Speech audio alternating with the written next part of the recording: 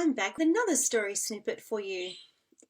In my last story snippet, some time ago, I was talking about how I got into studying commerce and some of the challenges that I faced, such as having to read massive, great big braille tables, and where I had to crawl around the floor to read them, and tactile diagrams and such, and special exam conditions.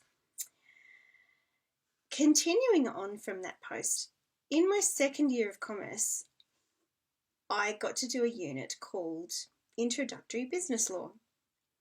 And this was really to teach accountants about the fundamentals of law when you're dealing with business. You know, we learnt about very basic contract terms and conditions of contracts, and we learnt about the Trade Practices Act, and we learnt about various things to do with business and law, and I absolutely loved it.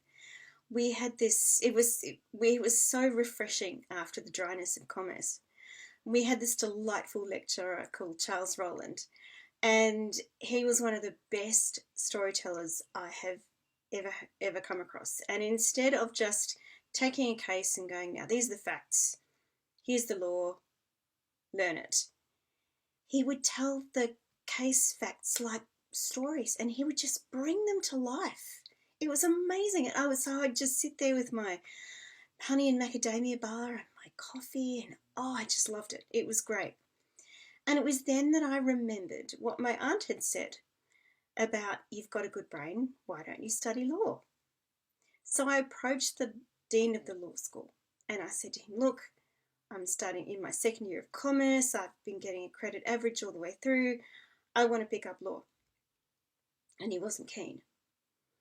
But I wasn't leaving his office until he said yes. And so eventually he said yes. Yes, you can study law. Yes, you can take a slightly lighter workload to do the combined degree. Because I wanted to just switch from commerce to law. And he said, no, it's better to do a combined degree. So I did that. And so in my third year of commerce, I started my first year of law.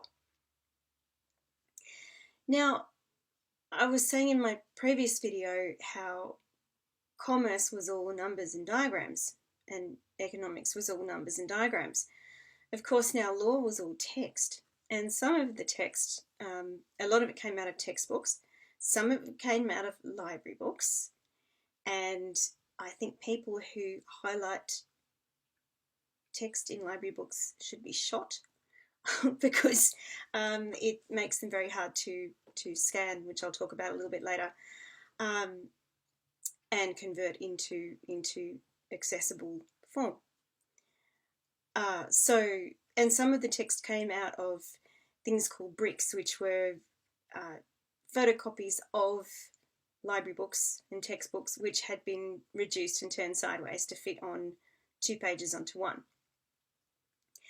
And so document scanners were only in their very early stages at that point. And so I used to get all my stuff read onto cassette tape because it would, as I said in the previous video, Braille, you can only fit 32 characters along a line and 25 lines on a page. So you wouldn't want to Braille an 800-page law textbook or a 1,000-page law textbook into Braille. It would just be massive.